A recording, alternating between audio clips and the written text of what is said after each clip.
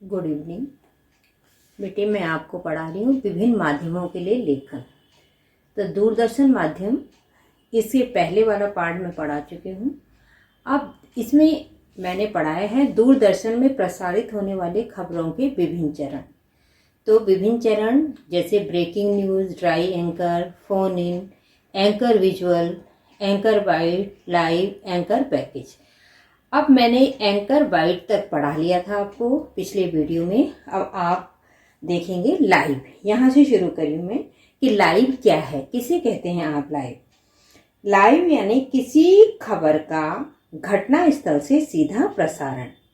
कि घटना स्थल से सीधा प्रसारण, जैसे कोई भी काम संसद चल रही है तो वहाँ से सीधे हम उसको डायरेक्ट अपने टीवी पर देख सकते हैं। ठीक है, मैच चल रहा है तो उसे हम टीवी पर देख सकते हैं। ठीक है, तो इसे हम क्या कहते हैं, घटना लाइव। ठीक है, सभी टीवी चैनल कोशिश करते हैं कि किसी बड़ी घटना के दृश्य तत्काल दर्शकों तक सीधे पहुंचाए जा सकें।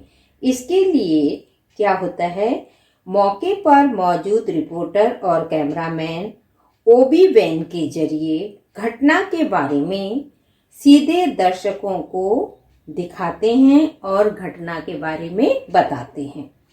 ये तो है लाइव, घटना स्थल से सीधा प्रसारण। अब है एंकर पैकेज। पैकेज किसी भी खबर को संपूर्णता के साथ पेश करने का एक जरिया है कि कैसे हम इसको पेश करेंगे। ठीक है, इससे संबंधित घटना के दृश्य, इससे जुड़े लोगों की बाइट, ग्राफिक के जरिए जरूरी सूचनाएं आदि इसमें होती हैं। ठीक है, टेलीविजन लेखन इन तमाम रूपों को ध्यान में रखकर किया जाता है। जहां जैसी जरूरत होती है वहां वैसे ही वाक्यों का इस्तेमाल किया जाता है।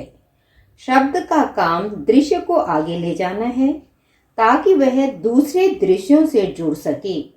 उसमें निहित अर्थ को सामने लाना है ताकि खबर के सारे आशय खुल सकें। ठीक है, अब देखिए बेटे, टेलीविजन समाचार की भाषा शैली कैसी होनी चाहिए।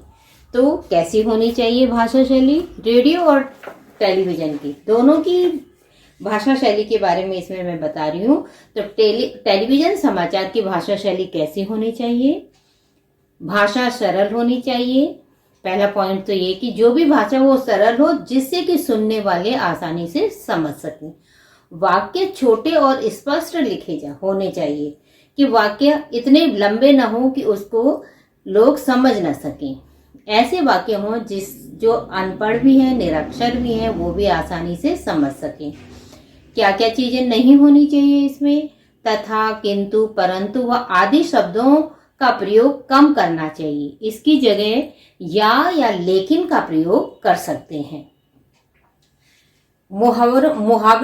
मुहावरों का प्रयोग आवश्यकता के अनुसार होना चाहिए।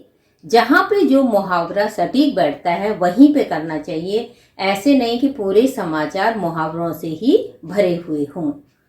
अब देखिए, भाषा लिखने के लिए विशेषणों, तत्सम शब्दों के प्रयोग से बचना चाहिए। क्यों बचना चाहिए, क्योंकि जो तत्सम शब्द है वो पढ़े लिखे तो आराम से समझ जाएंगे, पर जो निरक्षर हैं उनको समझना मुश्किल होगा। ऐसे शब्दों का प्रयोग करना चाहिए जो बोलचाल के बिल्कुल करीब है, अर्थात बोलचाल की भाषा का प्रयोग करना चाहिए। ये तो है इसकी भाषा शैली कैसी होनी चाहिए। अब बेटे इसी में है कि टेलीविजन में क्या खूबियां हैं और क्या कमियां हैं। तो खूबियां देखिए, क्या क्या खूबियां हैं, आप जरा ध्यान से सुनेंगे। इसमें देखने और सुनने की सुविधा होती है। कम शब्दों से अधिक दिखाया जा सकता है। ब्रेकिंग न्यूज तत्काल दर्शकों तक पहुंचाई जा सकती है, जो मैंने पहले भी बता दिया। खबर सीधे दर्शक तक पहुंचती है। खबर की पुष्टि दिखाई जाती है। ये तो इसकी हैं खूबियां। अब इसकी कमियां क्या हैं, एक ही कार्यक्रम बार बार नहीं देख सकते। ठीक है, विभिन्न विषयों पर लोगों के मन में उत्तेजना उत्पन्न करता है। ठीक है, इससे अश्लीलता को भी बढ़ावा मिलता है। कभी कभी ऐसी चीजें आ जाती हैं इसमें कि जिससे कि हम परिवार के सामने उसको नहीं देख सकते। बाल बुद्धि मतलब और जिन बाल बुद्धि मतलब छोटे बच्चे अगर कोई अश्लील घटना देखते हैं या मार कुटाई की कोई चीज देखते हैं तो उनकी बाल बुद्धि को विकृत कर सकता है, अर्थात बच्चों के मन में वो बात घर कर जाती है। आदत डालने वाला माध्यम, बहुत ज्यादा टीवी देखने से की भी आदत पड़ जाती है।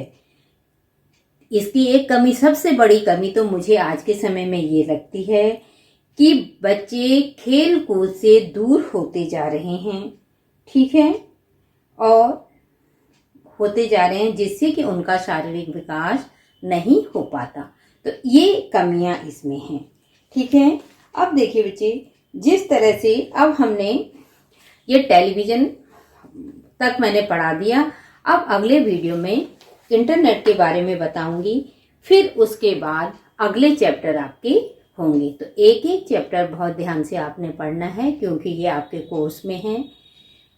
मैं थोड़ा मेन आपको समझा दिया है क्या क्या चीजें होती हैं, तो इसी आधार पे आपने अपनी तैयारी करनी है। और बच्चे ये बहुत से बच्चों के काम आएंगे, जो बच्चे ट्यूशन नहीं पढ़ सकते, तो इसको एक लाइक करिए, इसको शेयर करिए ऐसे बच्चों को जो ट्यूशन नहीं पढ़ सकते। बहुत से बच्चे नहीं समझते, नहीं पढ़ते, उनके पास ये वाली बुक भी नहीं होती, ठीक है। थैंक यू बच्चे।